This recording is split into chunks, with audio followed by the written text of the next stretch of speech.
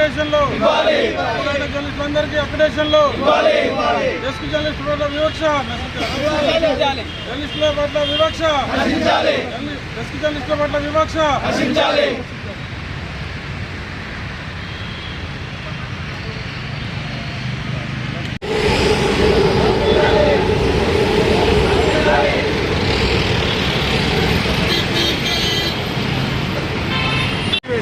ఆ కమిటీ స్ఫూర్తితో 239 జీవో తీసుకుని ప్రతి జర్నలిస్టుకి అక్రిడేషన్ కార్డు అందేలా చర్యలు తీసుకున్నారు. కానీ వాళ్ళు వీళ్ళేం చేస్తున్నారు? జర్నలిస్టు సంఘాలతో సంబంధం లేదు, ఎడిటర్లతో సంబంధం లేదు. దమ్ముంటే పొంగులేటి శ్రీనివాసరెడ్డి గారికి కానీ, లేకుంటే నిన్నటి వరకు మీడియా అకాడమీ చైర్మన్గా కొనసాగినట్టు శ్రీనివాసరెడ్డి కానీ, మీ ఆధ్వర్యంలోనే కె శ్రీనివాస్ గారి అంకమరావు గారి ఆధ్వర్యంలో ఆఫీసర్లతో కమిటీ వచ్చారు కదా, ఆ కమిటీ నివేదికను బయటపెట్టండి. ఆ కమిటీ నివేదిక ఏమిచ్చింది? మీరు ఇచ్చిన గైడ్ లైన్స్ ఏంది? మీరు ఇచ్చిన జీవోలు ఏంది?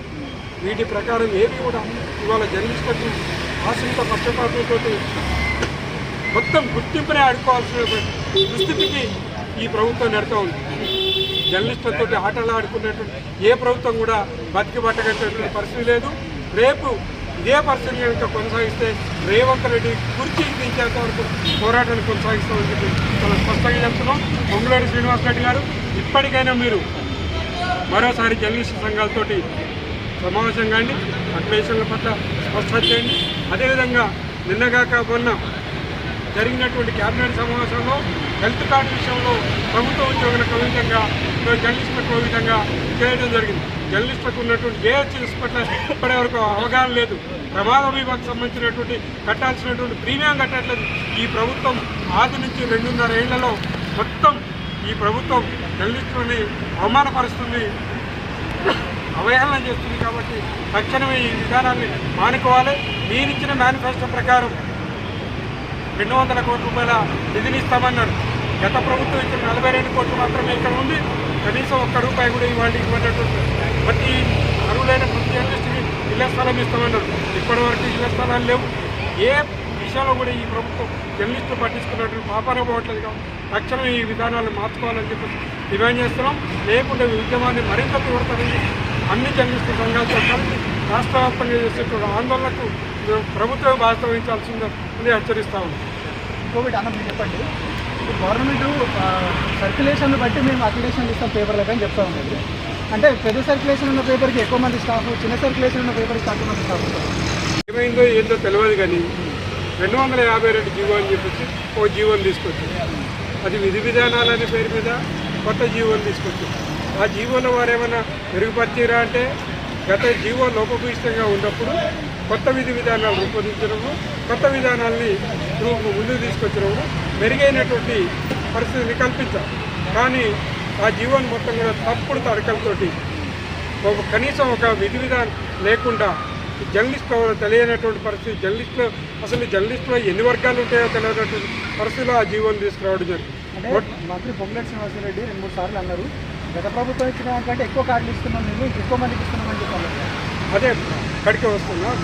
మంత్రి పొంగులేటి శ్రీనివాసరెడ్డి గారికి వారికి ఎవరు సలహా ఇస్తున్నారో తెలియదు, వారిని ఎవరు గైడ్ చేస్తున్నారో తెలియదు, వారికి ఏమవుతుందో తెలియదు. మాకు 252 జీవో తీసుకొచ్చారు. ఫస్ట్ ఏం చేశారు?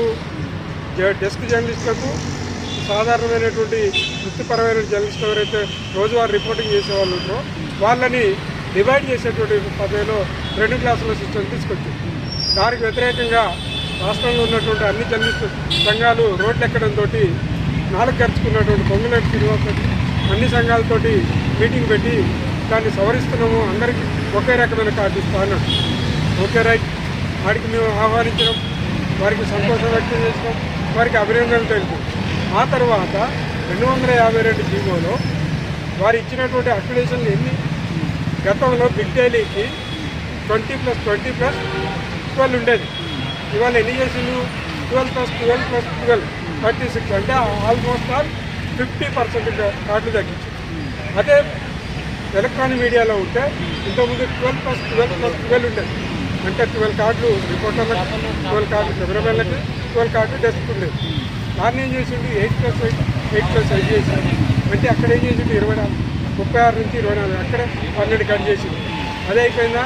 ఇక కేబుల్ ఛానల్ 0, డెస్క్ జర్నలిస్టులు గతంలో 12 ఇచ్చేటువంటి దాంట్లో ఇవాళ 8 కుదించింది.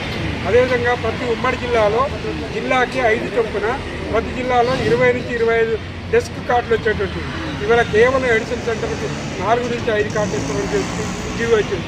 ఎక్కడికి వెళ్ళి 44,000 ఇస్తాడు ఈయన? ఎవరికి ఇస్తాడు? దీనికి సమాధానం చెప్పాల్సిన అవసరం పొంగులేటి శ్రీనివాసరెడ్డికి ఉంది, ఆయన గైడ్ చేసిన ఆయనకు ఉంది. అసలు ఇక్కడ జర్నలిస్ట్ అంటే ఎవరో తెలియనట్టు వాళ్ళు ఈ జీవోను రూపొందించినట్టుగా కనిపిస్తారు. గతంలో ఇదే మీడియా అకాడమీకి ముఖ్యమంత్రి కేసీఆర్ ఉండగా వచ్చి